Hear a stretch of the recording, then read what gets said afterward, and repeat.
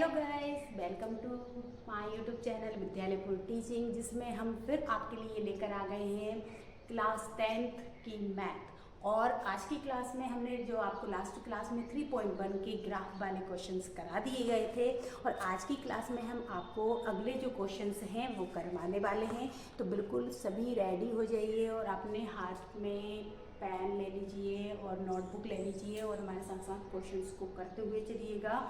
और आज की क्लास में हम आपको बता दें कि जो क्वेश्चन सेकंड है वो करवाने वाले हैं। और आई होप आपने जो हमने क्वेश्चन फर्स्ट के जो ग्राफ वाले क्वेश्चंस कराए थे आपने उसको कंप्लीट कर लिया होगा, बहुत अच्छे से प्रैक्टिस की होगी, और उसके जो भी एग्जाम्पल वाले क्वेश्चंस हैं उनकी भी प्रैक्टिस कर ली होगी। तो पहले तो एक क्लास को शेयर कर दीजिए, चैनल को सब्सक्राइब कर लीजिए और क्लास को लाइक कर दीजिए।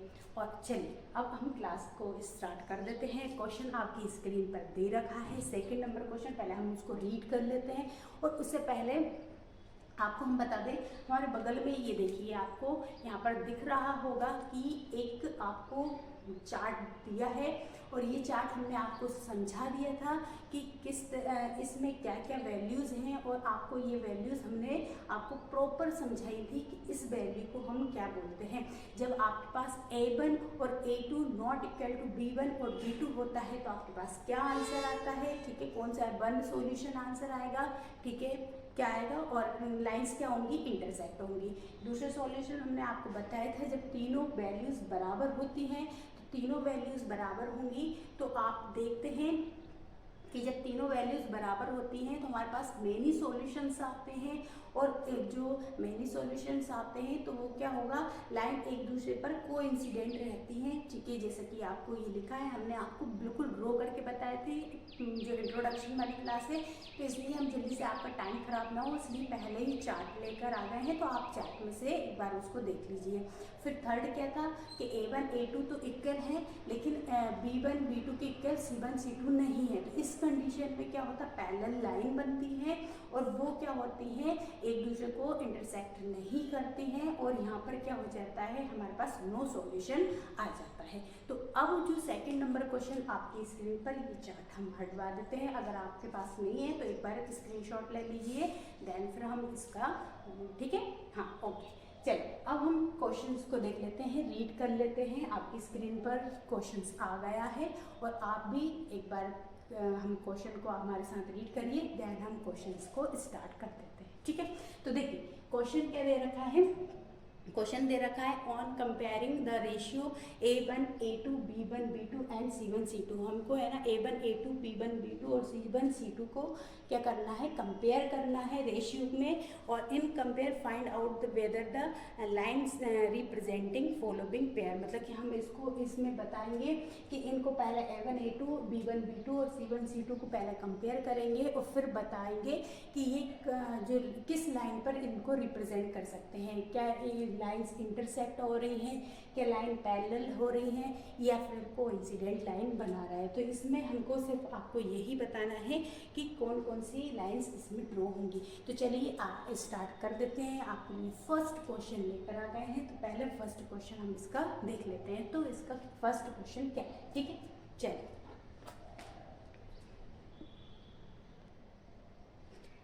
चलिए अब आपकी स्क्रीन पर फर्स्ट क्वेश्चन आ चुका है। अब हम इसको कंपेयर करते हैं, ठीक है।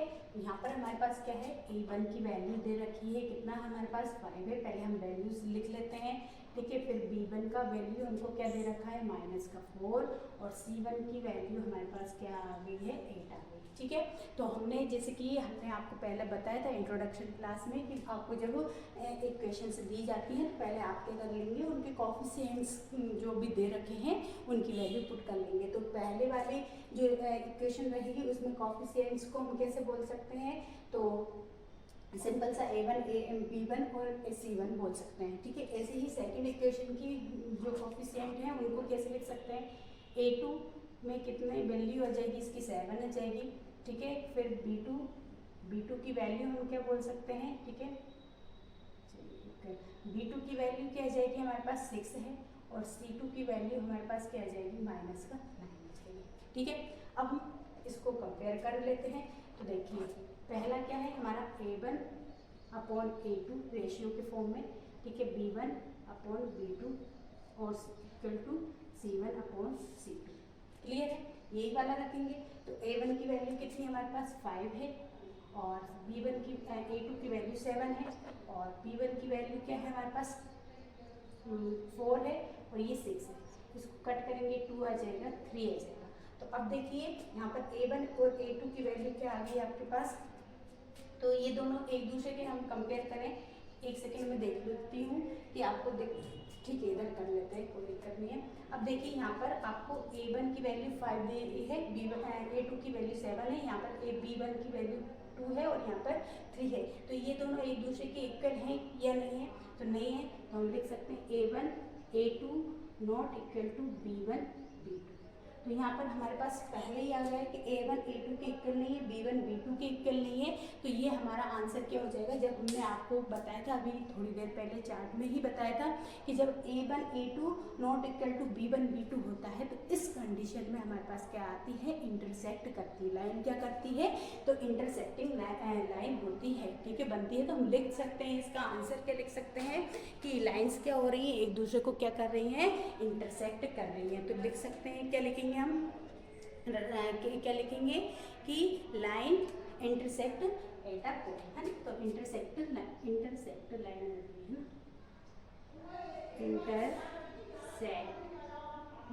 क्या कर रही है, इंटरसेक्ट कर रही है ना, तो इंटरसेक्टिंग लाइन बन रही है, ठीक है, क्लियर है। आई होप आपको ये वाला क्वेश्चन समझ आ गया होगा।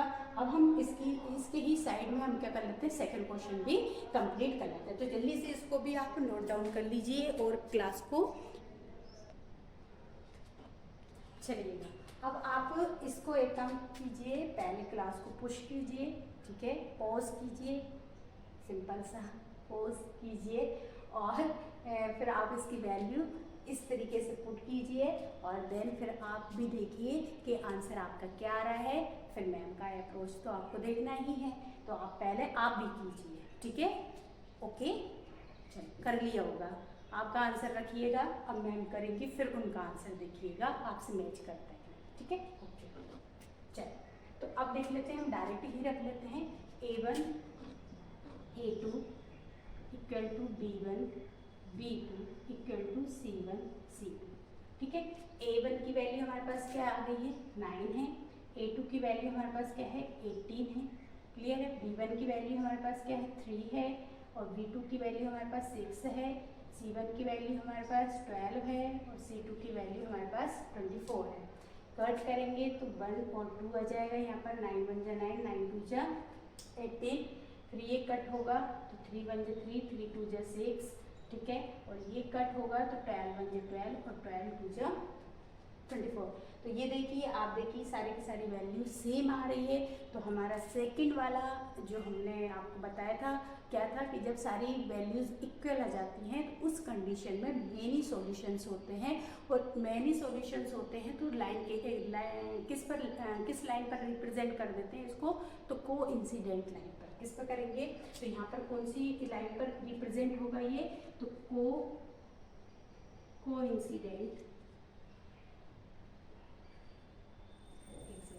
कोइंसिडेंट लाइन पर ये इसको हम क्या कर सकते हैं, रिप्रेजेंट कर सकते हैं। तो ये सेकंड का आंसर क्या आ गया, कोइंसिडेंट लाइन, ठीक है। चलिए, थर्ड क्वेश्चन और यहीं पर कर लेते हैं, हम थर्ड क्वेश्चन भी देख लेते हैं। चलिएगा, अब हम कर लेते हैं थर्ड क्वेश्चन। तो थर्ड क्वेश्चन भी पहले आप पॉज कीजिए, देन आप भी कीजिए, ठीक है। तो चलिए, हमारे साथ साथ भी कीजिए। A1 A2 equal to B1 B2 equal to C1 C2, ठीक है। A1 की वैल्यू हमारे पास क्या है, 6 है और B1 की वैल्यू हमारे पास 2 है, ठीक है। C1 की वैल्यू -3 है, सॉरी B1 की, और B2 की -1 है। कुछ नहीं है यहाँ पर, तो हम 1 मान लेते हैं। यहाँ पर C1 की वैल्यू 10 है और यहाँ पर 9, क्लियर है। अब देखिए 2 1 जा 2 3 जा और ये माइनस से माइनस कट, तो यहाँ पर क्या जाएगा, 3/1 आएगा, यहाँ पर भी 3/1 है। और ये देखिए ये कट नहीं हो रहा है, तो ये कंडीशन कौन सी बन गई हमारी, ये वाली कंडीशन कौन सी बन गई है कि A1 A2 equal to B1 B2 not equal to C1 और C2। तो इस कंडीशन में हमारे क्या हो जाते हैं, कोई भी सॉल्यूशन नहीं आता है, तो हम इस कंडीशन को क्या बोलते हैं, इस कंडीशन में जब कोई भी सॉल्यूशन नहीं आता है तो जो लाइंस जो रहती हैं वो कैसी हो जाती है, पैरेलल बनती है। तो लाइन कैसी हो जाएगी यहाँ पर, पैरेलल लाइन पर हम इसको हम किस पे रिप्रेजेंट कर सकते हैं, इस क्वेश्चन को हम पैरेलल लाइन पर रिप्रेजेंट कर सकते हैं। तो इस तरीके से 3.1 का सेकेंड क्वेश्चंस के आपको तीनों क्वेश्चंस कंप्लीट करा दिए गए हैं। तो इसको एक बार नोट डाउन कर लीजिए, देन हम नेक्स्ट क्वेश्चन करते हैं। ठीक है, चलिए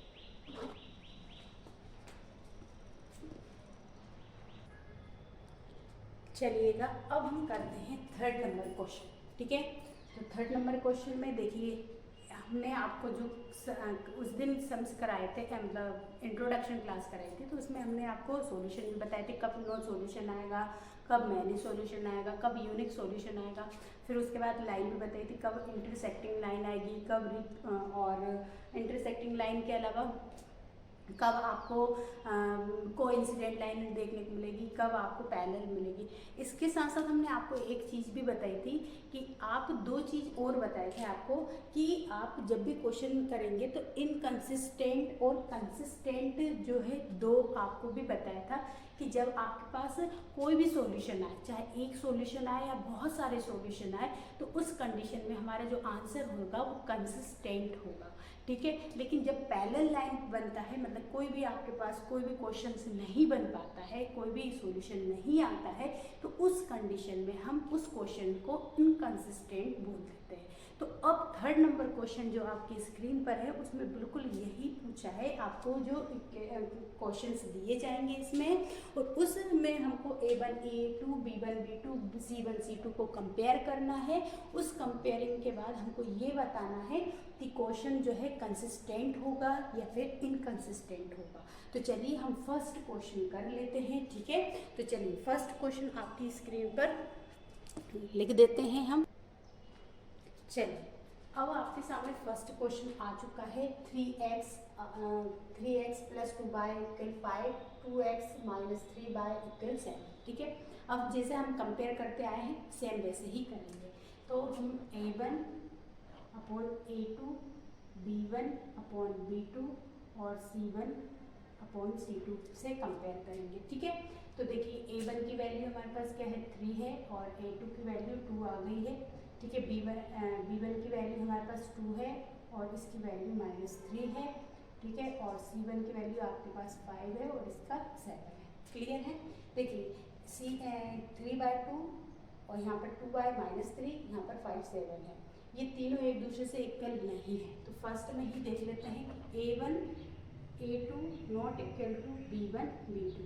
जब A1 A2 B1 B2 equal नहीं होती हैं तो उस कंडीशन में क्या होती है, इंटरसेक्टिंग लाइन बनती है। इंटरसेक्टिंग लाइन पर हम इसको क्या करते हैं, रिप्रेजेंट करते हैं। और जब हमने आपको लास्ट क्लास में बताया, जब इंटरसेक्टिंग लाइन बनती है किसी भी क्वेश्चन में, तो वो क्वेश्चन जो रहता है वो क्या होता है, कंसिस्टेंट होता है। ठीक है, तो हम लिख सकते हैं कि ये कैसा है, इट्स क्या हो जाएगा, कंसिस्टेंट हो जाएगा। ठीक है, ऐसे लिख सकते हैं, ये कौन सा है, कंसिस्टेंट। ठीक है, कंसिस्टेंट। तो ये क्वेश्चन कैसा हो जाएगा हमारा, मतलब कि ये क्वेश्चन जो है वो क्या है, कंसिस्टेंट है। ठीक है, क्या है ये, कंसिस्टेंट है। ठीक है, ये ऐसे बताना है यहाँ पर ऐसे। ठीक है, कंसिस्टेंट है। क्लियर हुआ, आई होप आपको ये समझ आया होगा कि ये जो पेयर है लीनियर है ना, तो लिख सकते हैं दिस इक्वेशन बी कंसिस्टेंट। ठीक है, दिस इक्वेशन बी कंसिस्टेंट। ठीक है, अब हम सेकेंड क्वेश्चन कर लेते हैं। चलिए सेकेंड क्वेश्चन कर लेते हैं, फर्स्ट क्वेश्चन हमारा हो चुका, सेकेंड करते हैं।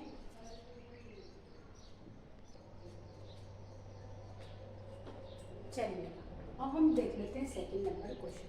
सेकेंड नंबर क्वेश्चन में सेम वही करेंगे, A1 A2 के कंपेयर करेंगे, B1 B2 को और C1 C2।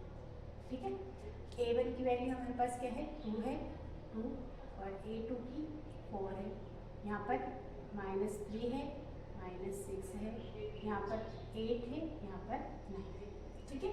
अब देखिए ये कट हो जाएगा तो 1/2 आ जाएगा, ठीक है। ये माइनस से माइनस कट और ये भी कट, तो यहाँ पर भी 1/2 आ जाएगा, यहाँ 8/9 है। तो यहाँ पर देख सकते हैं A1 A2 equal to B1 V2 but not equal to C1 C2 C1 और यहाँ पर C2, ठीक है।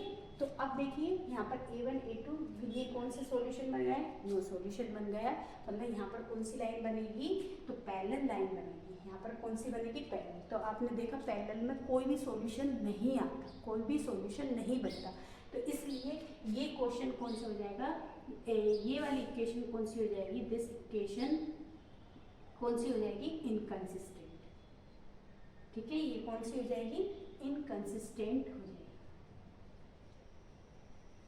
ठीक है। तो ये वाली जो इक्वेशन हो जाएगी वो कौन सी हो जाएगी, इनकंसिस्टेंट हो जाएगी। क्लियर है। चलिए थर्ड नंबर क्वेश्चन भी देख लेते हैं जल्दी से हम।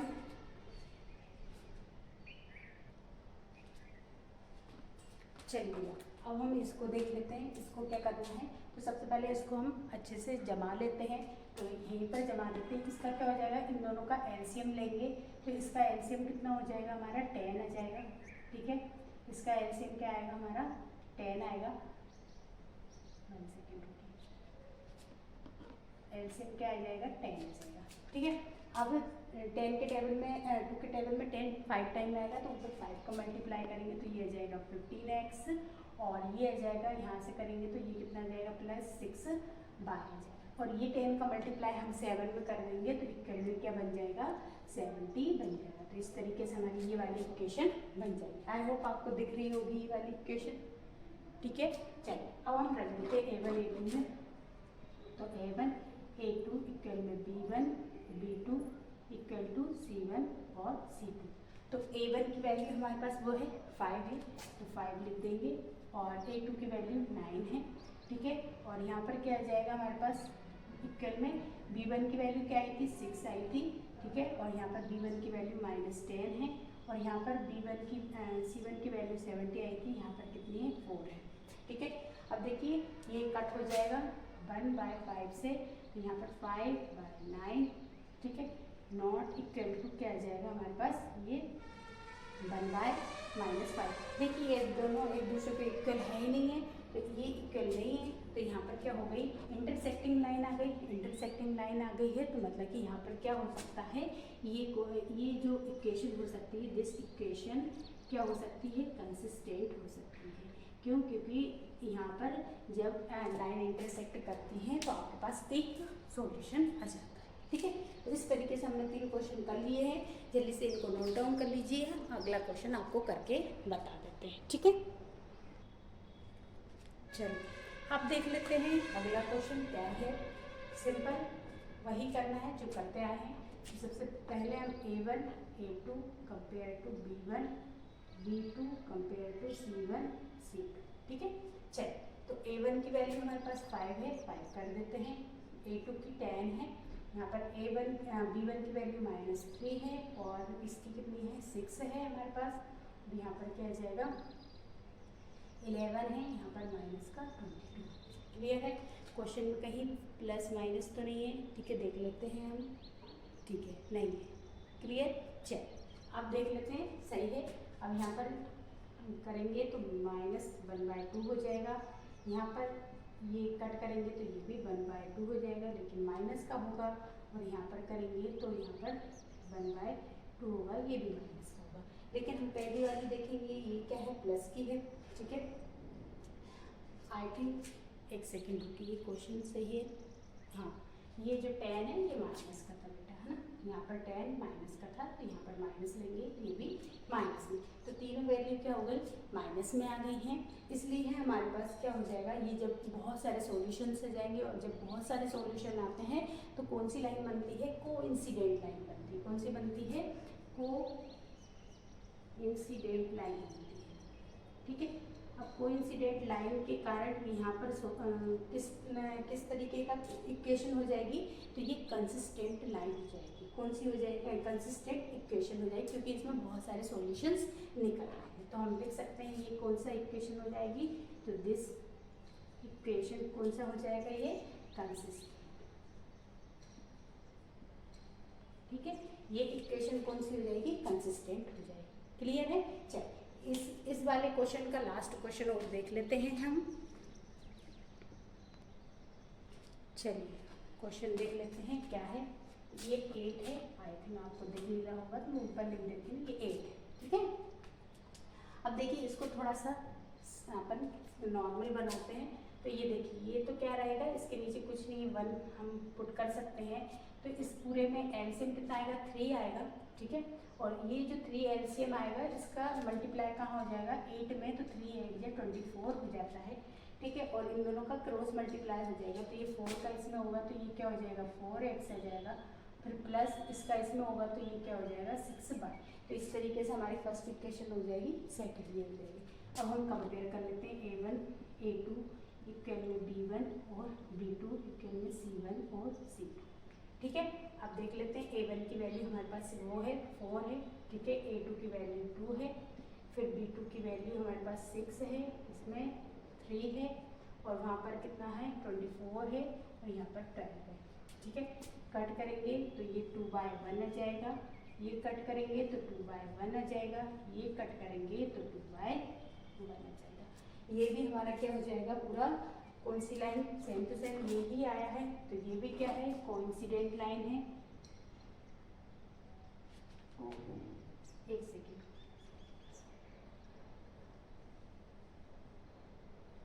ठीक है, कोइंसिडेंट लाइन बनेगी।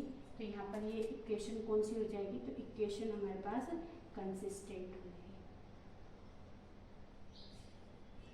ठीक है, कंसिस्टेंट इक्वेशन। तो इस तरीके से देखिए हमने ये वाले क्वेश्चंस पूरे कर लिए हैं। आज की क्लास आपको कैसी लगी ज़रूर जाते हुए कमेंट बॉक्स में लिखकर बता दीजिएगा। जाते समय लाइक करके जाइएगा, क्लास को शेयर भी कर दीजिएगा, और चैनल को सब्सक्राइब नहीं कर रखा है तो चैनल को सब्सक्राइब भी कर लीजिएगा। और इसी तरीके से हम 10th की चैप्टर 3 चैप्टर में आगे बढ़ते रहेंगे। बस आप लोग साथ दीजिएगा, क्लास को अच्छे से वॉच कीजिए और देन क्वेश्चन सॉल्व कीजिए। तो आज के लिए इतना ही रखेंगे, फिर मिलेंगे अगली क्लास में। आप क्लास को बहुत अच्छे से देखिए, देन क्वेश्चंस को करिएगा। होमवर्क में है क्वेश्चंस, आप इनको अच्छे से प्रैक्टिस कीजिएगा। ठीक है, चलिए, तो thank you for watching my class and share my